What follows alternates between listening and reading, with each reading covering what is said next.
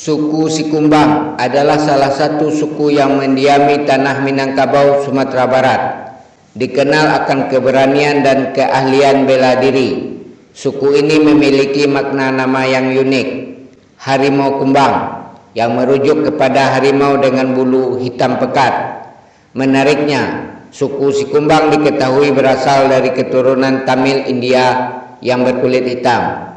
Keahlian bela diri mereka dikenal luas, terutama silat harimau, serta silat kucing siam dan silat kambing hutan. Di negari Pariangan, suku ini berperan sebagai hulu balang atau panglima perang karena kemampuan bela diri yang mengesankan, di mana banyak laki-laki di suku ini adalah ahli bela diri.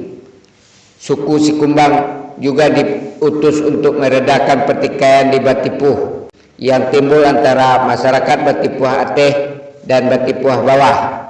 Pemimpin mereka, Tuan Gadang, adalah seorang pendekar yang dihormati dan seluruh anggota suku mengabdi kepadanya. Keberhasilan dalam menyelesaikan konflik tersebut membuat Tuan Gadang diberi gelar baru Harimau Campo Koto Piliang.